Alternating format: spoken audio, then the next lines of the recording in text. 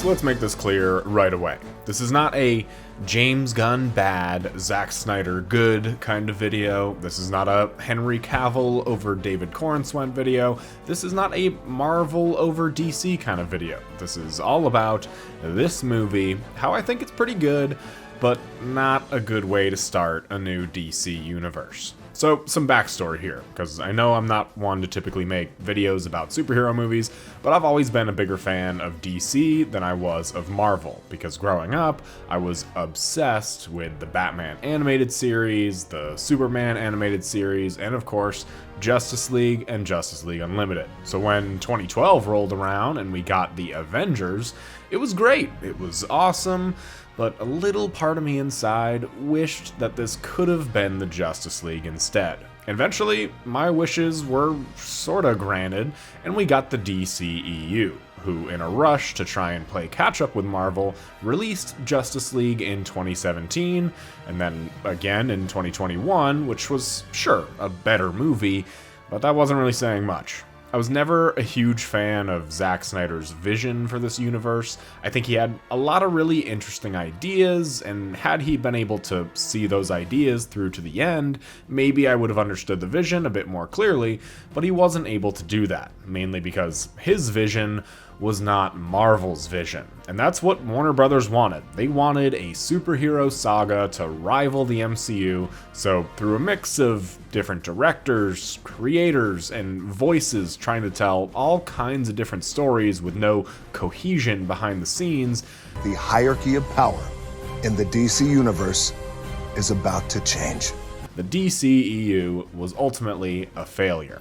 But luckily for DC, after around 2019 with the release of Avengers Endgame, Marvel has tripped and fell over themselves time and time again, now looking more like the DCEU than phases 1 to 3 of the MCU.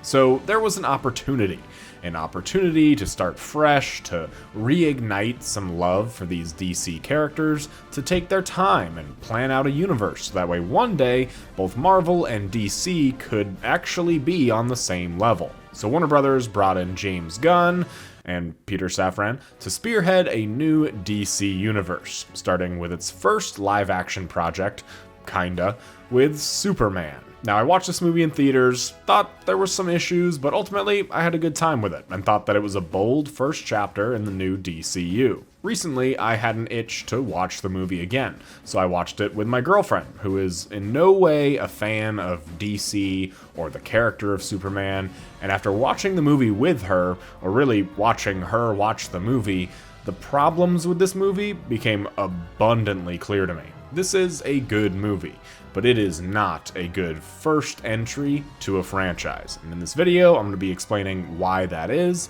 So let's get repeatedly beat up, go shitpost with some monkeys on the internet, and sideline the main character as we talk about Superman 2025.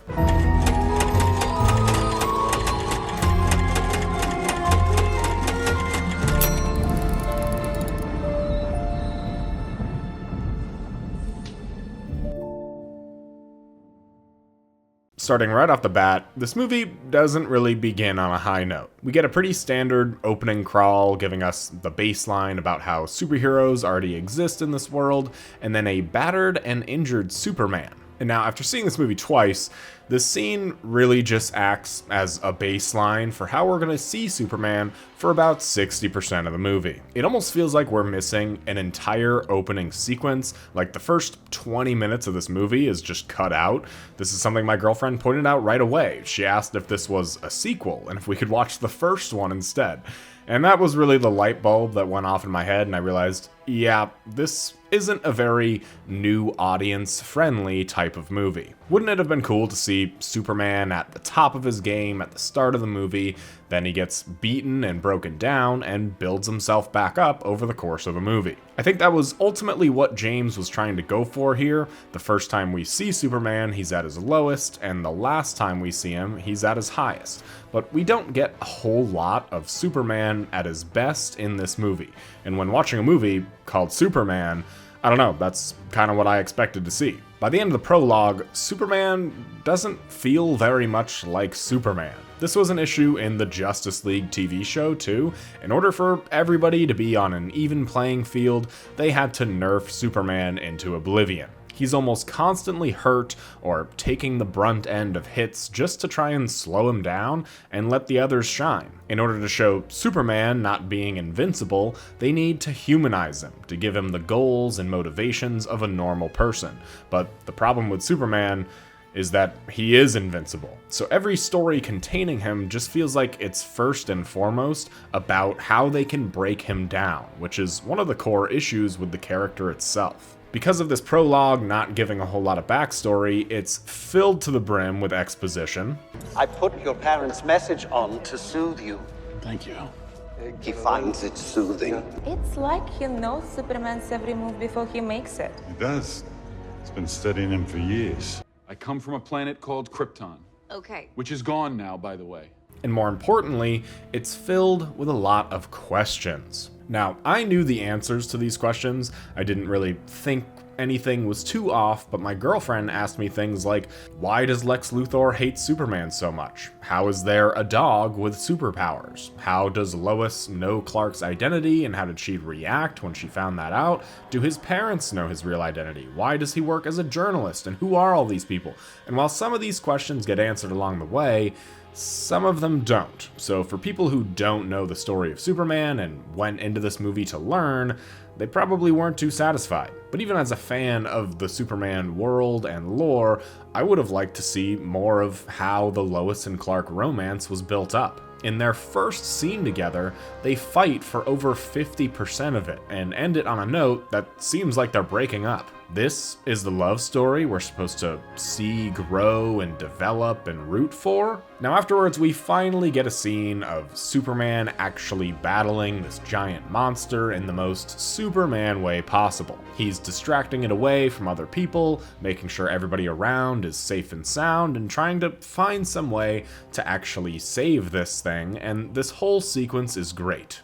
James Gunn, like Zack Snyder before him, is very good at directing these action sequences. It gives a great scope and scale into Superman's powers and viewing them effectively. He's great at showing this throughout the entire movie. I think something like this scene would have been perfect to open up the movie with. Superman saves the day, and then the Hammer of Baravia comes along and he loses that fight, then takes us to where the beginning actually started. This scene also introduces us to the Justice Gang. Guy Gardner, Hawkgirl, and Mr. Terrific. This is obviously the precursor to the Justice League. They're supposed to be a little all over the place and not that great of a team, and I think this showcases that well and will probably be a great scene to look back on whenever we do eventually get the actual Justice League working together, and then comparing the two scenes and the two teams with how well they work together. The first big twist in this movie comes from Lex Luthor translating the message from Superman's parents, Bradley Cooper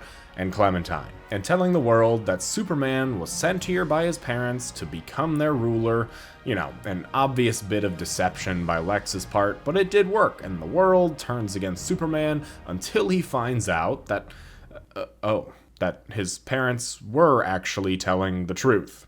No way, Clark.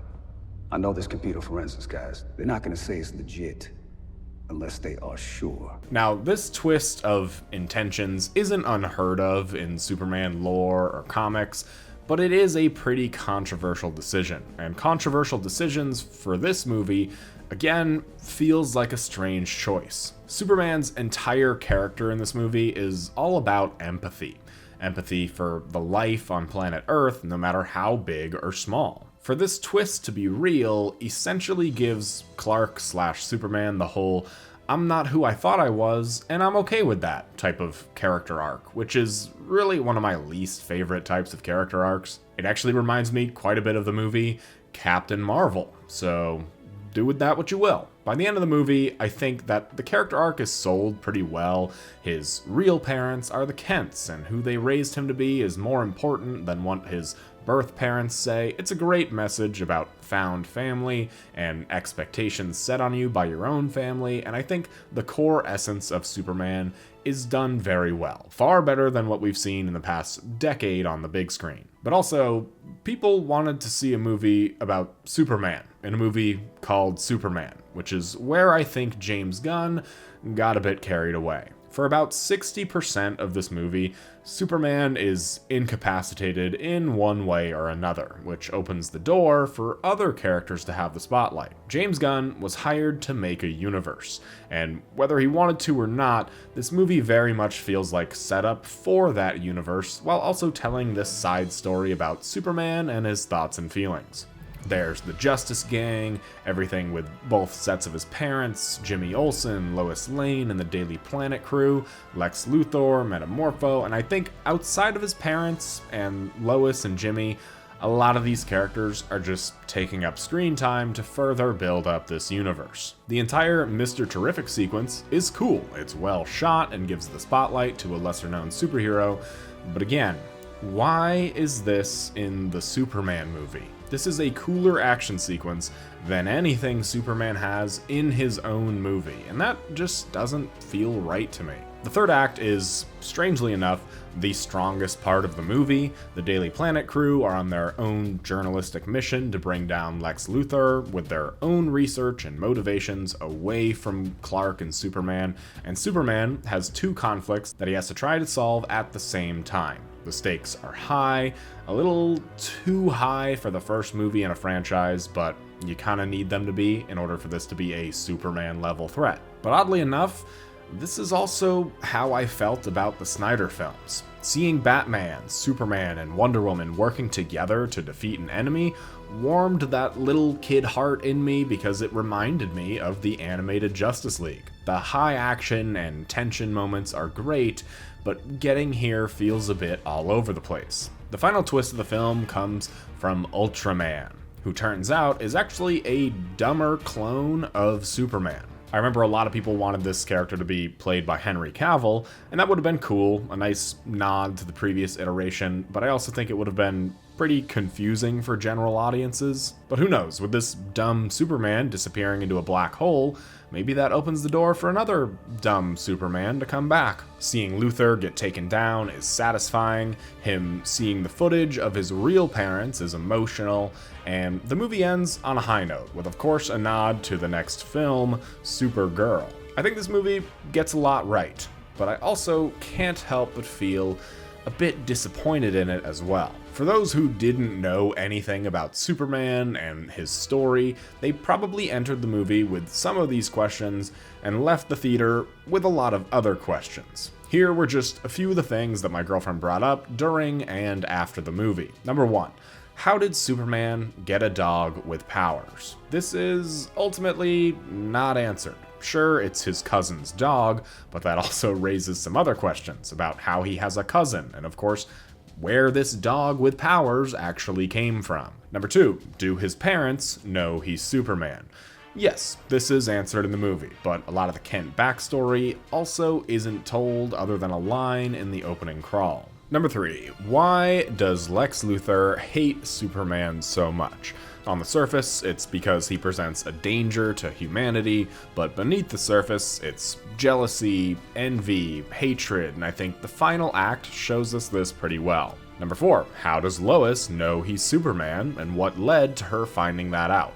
Ultimately, this isn't answered. While I think the final act does their story some justice, I think that not seeing their relationship grow more organically was a detriment to the story and this film. Number 5, if everybody knows about metahumans, why does Superman have to hide his identity? This is something I hadn't really thought about, but I told her it was probably to protect his parents. Although them arriving there in a spacecraft and just chilling around didn't seem to raise any questions or concerns, I guess that goes to show more about Clark than anything, which kind of leads me to the next question. Why does he have this job, and why don't we learn anything about his other co-workers besides Jimmy and Lois? I think this movie did a pretty poor job in the Clark Kent department. He's really only in about 3 scenes in the entirety of the film. We don't get a good sense at what his relationship and dynamic is with his co-workers, and with the exceptions of Lois and Jimmy, we don't spend a whole lot of other time with the Daily Planet crew. This was something I noticed on my second watch. I know who all of these people are and their dynamic with Clark, but that doesn't come through in this story whatsoever. At least they explained what hypnoglasses were. Next one, how doesn't Lex know that Clark Kent is Superman? This feels like the big one in this movie that this movie sort of glosses over. Lex has been studying Superman for years, knows all about the people he spends time with, and even finds his fortress, but hasn't gone to look for this journalist, Clark Kent, or Lois Lane for that matter. It just feels like a big oversight in Lex's intelligence. I think the most damning thing she said about this movie when we were watching it was that it felt like a sequel or like the 7th episode in a season of television. And honestly, I don't really blame her. In an attempt to not be like the old DC or the old Marvel, avoid the whole origin story portion of it all, and not do just a typical hero's journey story, James Gunn got very creative and a little bit carried away. This movie doesn't play it safe, not in any way, but for the start of a franchise, that isn't exactly a compliment. It would have been cool to see an origin story of this version of Superman. We've moved away from that in recent years, but I don't know, I was always a fan of the origin story. Hot take here, but I think we should bring it back. The last Superman movie lacked a lot of the heart and emotion of Superman. This one got that right, but the story was a little all over the place. I ultimately think this is a good movie, but a bad first movie in a potential new universe. I think Superman himself as a character is great. I think the casting for all the other characters is great. But I actually think Man of Steel is a better first movie in a franchise. And that's coming from somebody who is not a fan of Zack Snyder whatsoever. That's coming from somebody who isn't even a fan of Man of Steel and still thinks that's not a great movie. Whenever I'm talking about a movie that has a lot of great ideas but executes them poorly, I usually say that the skeleton of the movie is intact, but it doesn't have anything else to it. With this movie, it's the opposite. I think that the heart and the organs of the movie are alive and well, but this movie doesn't have any bones to it structurally. With all that being said, I still think James Gunn is absolutely the right man to build up a new DC universe. His knowledge about the characters and the comics is unparalleled. He seems to have a very clear vision for where things are going in this universe and where to build it, but I think he got way too carried away with this movie. I think this is far and away his personal worst comic book movie, and it's still better than a lot of other comic book movies, but I definitely expected more. If you're a fan of Superman and know about the history, about the character, and of DC in general, then you're probably going to be pretty happy. But if you want to dive in head first and start learning about the DC universe, this isn't a very good place to start, which kind of sucks to say when this is the first movie in a franchise. I'm going to give Superman 2025 a 7.2 out of 10. What are your thoughts on Superman, and what are your thoughts on the future of the DC universe? Also, let me know if you guys want me to cover more superhero stuff. I know this is kind of out of the norm for what I normally do, but special thanks to all my channel members. You guys are the best, and I'll see you all in the next one.